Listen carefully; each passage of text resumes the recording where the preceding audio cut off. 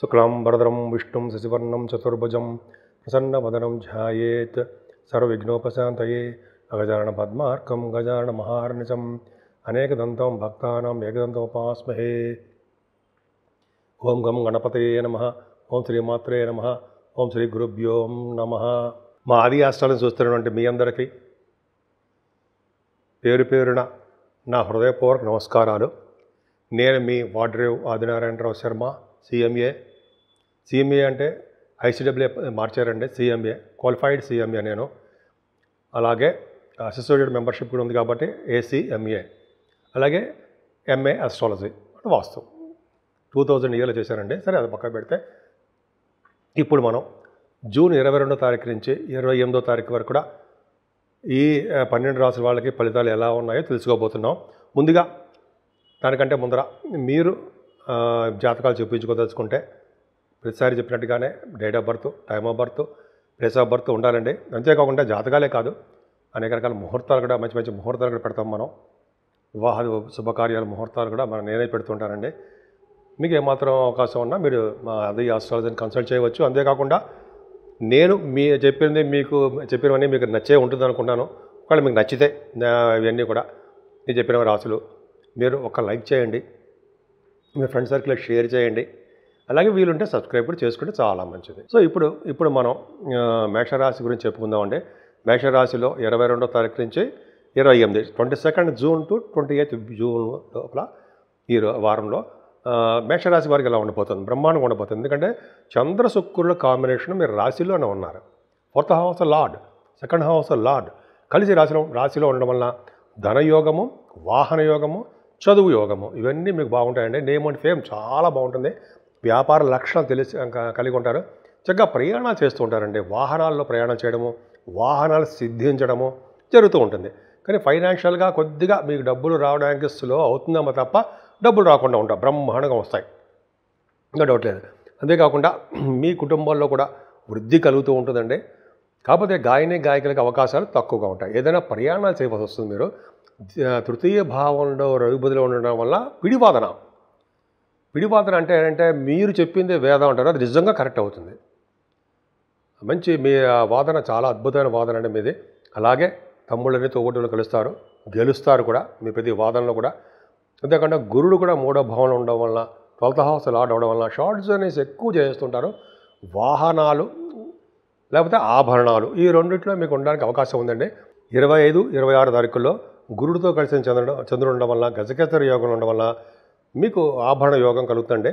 ధైర్యంగా ముందుకెళ్ళిపోతుంటారు. విక్రమస్థానం అంటాం కదా, రవి బుధులు కూడా ఉన్నారు కాబట్టి చాలా అద్భుతమైన ఫలితాలు ఉంటాయి. అంతేకాకుండా 22వ తారీఖు నుంచి బుధుడు కూడా మీకు ద్వితీయ భావం అంటే 4th హౌస్లో రావడం వల్ల, చంద్రుడితో కలిసి ఉండడం వల్ల, చంద్రుడు 27, 28 తారీఖుల్లో మీకు చంద్రుడు ఉండడం, బుధచంద్రులు కలిసి ఉండడం 4th భావం వల్ల వ్యాపారాభివృద్ధి, చదువులో ఆటంకం లేకుండా బాగా విశేషంగా స్పందించడం, బ్రహ్మాండంగా రావడము. అంతేకాకుండా తల్లిగారికి ఆభరణ యోగం కలగడము. అంతేకాకుండా మీ వ్యాపార విస్తరణ. ముందు వ్యవసాయదారులకు చెప్పుకుందాం. వ్యవసాయదారులకి చాలా అద్భుతమైన కాలం అని చెప్పచ్చండి. వాళ్ళ పంటలో నష్టం రాకుండా ధనయోగమే కలగడానికి అవకాశం ఉంది. సంగీతం, బుధచంద్రులు 4th భావంలో సంగీతానికి బాగా పెట్టింది పేరండి. వాళ్ళకి బాగా సంగీత సాధనలోనూ బాగా రాణిస్తారు. మ్యూజిక్ డైరెక్టర్స్ ఉన్నారు కదా మీ దాంట్లో, వాళ్ళకి చాలా బాగుంటుంది. ఆభరణ యోగం కూడా తీరుతుంది. మీ రాశ్యాధిపతి కుజుడు 5వ భావంలో ఉన్నాడండి. 5వ భావంలో కుజకేతువులు ఉండడము బ్యూటిఫుల్, చాలా మంచిది. ముఖ్యంగా పుత్ర సంతాన యోగం కలుగుతారు. అలాగే స్టాక్ మార్కెట్లో విజయం సాధిస్తారు. అంటే మీకు ఎక్స్పీరియన్స్డ్ హ్యాండ్స్ కాబట్టి మీరు స్టాక్ మార్కెట్లోనే మీకు బాగా డబ్బులు సంపాదిస్తారు. అలాగే పదవులు రావడానికి కూడా 5వ భావం చూస్తాం కాబట్టి పదవులు, రాజకీయ పదవులు వస్తాయి అనడంలో సందేహం లేదు. అంతేకాకుండా మీకు బాగా నేమ్ అండ్ ఫేము రావడము, పుత్ర సంతాన యోగం కలగడము. క్రికెట్ అంటే స్పోర్ట్స్ రంగంలో బాగా రాణించడానికి అవకాశాలు ఎక్కువ ఉన్నాయి.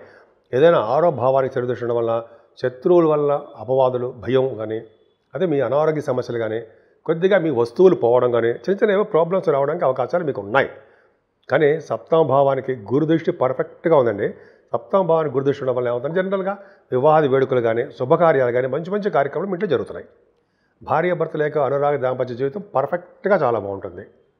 ఆభరణ యోగం కలగడానికి, వ్యాపార విస్తరణ చేసుకోవడానికి, వ్యాపార భాగస్వామ్యం చేసుకోవడానికి చాలా బాగుంది. అష్టమాధిపతి అష్టమ స్థానం చూసుకోవడం వల్ల తలవంతలంగా వచ్చే భూములు కలిసి వస్తాయండి. సపోజ్ భూములు మీకైనా లా సంబంధించిన విషయాల్లో ఏమైనా ప్రాబ్లమ్స్ ఉండుంటే, కోర్టులకు సంబంధించిన భూమికి సంబంధించిన తగాదాలు ఉంటే అవి గెలవడానికి అవకాశం ఎక్కువ ఉంది. ఏదైనా గురుడుతో ఒక రవి బుధ గురుచంద్రులు భాగ్యస్థానాన్ని కూడా చూస్తారంటే భాగ్యం వృద్ధి అవుతూ ఉంటుంది. అంటే విదేశాలకు వెళ్ళడము, విదేశీ సంపద రావడము, అలాగే మీరు వ్యాపారాలు అంటే మీ వ్యాపారాల్లో బాగా విజయం సాధించడము అవకాశాలు ఎక్కువ ఉన్నాయండి. గురుడి ప్రభావం వల్ల. 9th house lord 9th house చూసుకోవడం వల్ల విదేశీ పర్యటన, అలాగే తీర్థయాత్రలు, గురువుగారులు చేయడాలు, పుణ్యక్షేత్ర దర్శనాలు ఇవన్నీ కూడా చాలా అద్భుతంగా ఉన్నాయి. 10th హౌస్ లార్డ్ బాగా ఉన్నాడు కాబట్టి బాగా ఉన్నాడు. కాకపోతే అంటే వ్యయభావంలో ఉన్నాడు కాబట్టి కష్టపడితే కానీ మీకు అంటే ప్రమోషన్స్ అంటాం సరే అవి రావడం కష్టము. అలాగే 12th భావంలో ఉన్నాడు కాబట్టి సాఫ్ట్వేర్ రంగ ఉద్యోగస్తులకి, గవర్నమెంట్ ప్రొఫెషన్లో ఉన్న వాళ్ళకి, రాజకీయ రంగంలో ఉన్న వాళ్ళకి కూడా కొద్దిగా శని ప్రభావం ఉంటుంది కాబట్టి కొద్దిగా జాగ్రత్తగానే వాళ్ళు ఉండాలి. ఏదేమైనా రాహు ఉన్నాడు సరే, రాహు చాలా విశేషంగా ఉన్నాడండి. మీకు లాభస్థానంలో రాహువు, అలాగే మీకు గురుదృష్టి పంచమ స్థానం కదండి, గురుదృష్టి కుజదృష్టి వలన రాహు కొండ వలన లాభాలు అధికంగా వస్తాయండి. ముఖ్యంగా రియల్ ఎస్టేట్ రంగంలో వాళ్ళు దూసుకుపోతుంటారు. ఇప్పటి వరకు వాళ్ళు ఉన్నటువంటి బాధలన్నీ తగ్గిపోయి బాగా ఒక రాంబాణలా దూసుకుపోతుంటారు అనమాట. ఇంకా ఆగరం వాళ్ళ అద్భుతంగా ఉంటుంది. వాళ్ళు భూములు అమ్ముడుపోవడం, అపార్ట్మెంట్స్ అమ్ముడుపోవడం ఇవన్నీ జరుగుతాయి. లాభాలు అధికంగా వస్తాయి. భూములు, వాహనాలు, గృహాలు, కష్టానికి తగ్గ ఫలితాలు ఇవన్నీ కూడా రాహు ప్రభావం వల్ల. లాభంలో ఉన్న రాహు సర్వదా శ్రేష్ఠుడు. అలాగే 12వ భావంలో శని మీ పనులు మీరే చేసుకునేట్టు చేస్తూ ఉంటాడు. అంటే కష్టపడి పనిచేసే తత్వంలో ఉండేట్టు చేస్తుంటాడు. కొంతమందికి ఏమో లీడర్షిప్ క్వాలిటీస్ కూడా ఇస్తుంటాడు. మంత్రి పదవులు కూడా 12వ భావంలో శని మంత్రి పదవులు ఇవ్వకపోయినా లీడర్షిప్ క్వాలిటీస్, ఒక విధంగా ఆర్గనైజింగ్ కెపాసిటీ ఉన్నట్టు చేస్తుంటాడు. ఏదైనా 12వ భావంలో శని మంచివాడు కాదండి. మీకు ఏలినాటి శని ప్రభావం స్టార్ట్ అయింది కాబట్టి కొద్దిగా జాగ్రత్తగా ఉండాలి. ఏదైనా రావుకేతుల మధ్యలోనే ప్లానెట్స్ ఉండిపోయాయి కాబట్టి కొద్దిగా మీరు పూజలు చేసుకోవడం వల్ల, గణపతి ఆరాధన చేసుకోవడం వల్ల అన్ని రంగాల్లోనూ మీరు ముందంజలో ఉంటారు. 12 రాశుల వారికి అంటే మేషం నుంచి మీన రాశుల వరకు కూడా చెప్పదగ్గ పరిహారాలు అంటాం కదండి, రెమెడీస్ అంటాం, రెమెడీస్ అనే పరిహారాలు అంటాం. ఏంటి ఏమీ లేదండి. చక్కగా మీకు రావుకేతుల మధ్యలో అన్ని గ్రహాలు చక్కగా అంటే మీరు పూజ చేసుకోవడానికి అనమాట. రావుకేతుల మధ్యలో అన్ని గ్రహాలు బంధించబడి ఉన్నాయి. దీన్నే సవ్యకాల సర్పదోషము అంటాం. అందుకనే కాళహస్తిలో కనుక అమ్మవారి దర్శనం చేసుకోవడం ఒకటి, రాహుకి కేతువుకి అక్కడ పూజలు చేస్తారండి, అద్భుతంగా పూజలు చేస్తారు. నేను అక్కడికి వెళ్ళిన తర్వాత ఐశ్వర్య పాస్ అయ్యా. అంటే అది వేరే విషయం అనుకోండి. అక్కడికి వెళ్ళి చేసిన తర్వాత పూజలు చేయించుకోవడం తర్వాత అద్భుతమైన ఫలితాలు ఉంటాయండి. ఈ ఫలితాలు అద్భుతంగా ఉంటాయి. ఇంకా చెప్పాలంటే రాహు కేతువులకి అమ్మవారి యొక్క ప్రభావం కూడా ఎక్కువ ఉంటుంది. అందుకనే మీరు కనుక అక్కడికి వెళ్ళాం, మనం కాళహస్తి వెళ్ళాం, మన ఊళ్ళోనే చేసుకుందాం.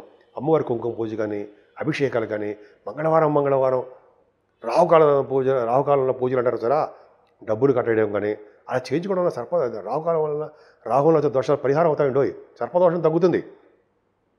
అంతేకాకుండా చండీ హోమాలు కూడా చేయించుకుంటుంటాం మనం చాలా మటుకు. చండీ హోమాలు చేయించుకోవడం వల్ల రాహు కంట్రోల్లోకి వచ్చేస్తాడు అన్ని రాశుల వారికి. ఇంకా మరి కేతువు కూడా రండి, గణపతి ఆరాధన చేసుకునే వాళ్ళకి, గణపతి పూజ చేసుకునే వాళ్ళకి, అలాగే రాహు దోషం ఉంది కాబట్టి కొంతమందికి, చాలామందికి డబ్బున్న వాళ్ళకైతే రాహుకి జపము, తర్పణాలు, దానము, హోమం చేయించుకున్నా, అలాగే కేతుకు సంబంధించిన పూజలు చేయించుకున్నా సరే వాళ్ళకి జపాలు కానీ చేయించుకుంటే దోషాల పరిహారం అయిపోతాయి. వాళ్ళ ఇష్టం అది. నేనైతే చెప్తా అంతే. కేతువుకి గణపతి ఆరాధన, పౌర్ణమి తర్వాత వచ్చే చవితికి వినాయకుడికి గరికి సమర్పించడము, సుబ్రహ్మణ్యేశ్వర స్వామికి పాలతో అభిషేకాలు ఇవి చేయించుకోవడం వలన, అలాగేనండి ఆంజనేయ స్వామిని అసలు వదలకూడదండి. మనం ఏ ఒక్కరు కూడా వదలకూడదు. ఎందుకంటే ఆంజనేయ స్వామిని పూజించడం వల్ల సర్వదేవతలని, అందరి దేవుళ్ళని పూజించినటువంటి ఫలితం దక్కుతుందిట. శాస్త్రంలో కూడా చదివా, చాలా బుక్స్లో. ఈ బుక్స్లో చదివి చెప్తున్నాను మీకు.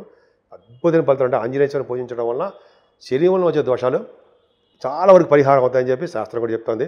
అలాగే ఆంజనేయ స్వామి దగ్గర దీపారాధన, ఆంజనేయ స్వామి దగ్గర వడమాల ఆయన సమర్పించడం, వడమాల అంటాం కదా, తర్వాత అప్పాలు సమర్పించడం, అలాగే వస్త్రాలు సమర్పించడం, అలాగే ఆంజనేయ స్వామికి సింధూరం రాయించడం అద్భుతమైన ఫలితాలు ఉండి తీరుతాయంటే సందేహం ఉందా?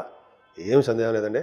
అలాగే అన్ని రకాలుగా భగవంతుని ధ్యానించడం వలన, శివాభిషేకాలు, విష్ణు ఆరాధన ఎప్పటికీ మర్చిపోకూడదండి. మనం శివుడికి ఆరాధన చేసుకోవడం వల్ల, అంటే చేతులు ఉండగా శివ పూజలు చేయనేలా, నోరు ఉండగా అంటే హరినామ సంకీర్తన చేయనేలా అని మనం ఇక్కడ చదువుకుంటుంటాం కదా. శివుణ్ణి పూజలు చేసుకుంటూ హరిని పూజిస్తుండడం వలన, చెప్పుతూ పొగుడుతుండడం వలన గ్రహాల వల్ల వచ్చే దోషాల పరిహారం అవడం కాకుండా అమ్మవారి యొక్క దర్శనం చేసుకోవడం వలన ఏమైనా గ్రహాల వల్ల వచ్చే దోషాలు ఉన్నాయంటారా? ఎప్పుడు సంపూర్ణ ఆరోగ్యంగా, ఐశ్వర్యంగా, ఆనందంగా, మీలాగా సంతోషంగా ఉండడానికి అవకాశాలు లేవా? ఉండి తీరతాయి. సో ఈ విధంగా అన్ని రాసుల వాళ్ళకి అద్భుతంగా ఉండాలని, ప్రతి రంగంలోనూ మీరు ముందంజలో ఉండాలని, అన్ని పనులు మీకు అన్ని మంచి పనులు ముందు మీ దగ్గరికి రావాలని, సంపూర్ణ ఆరోగ్యవంతులుగా ఉండాలని నేను మనస్ఫూర్తి కోరుకుంటున్నాను.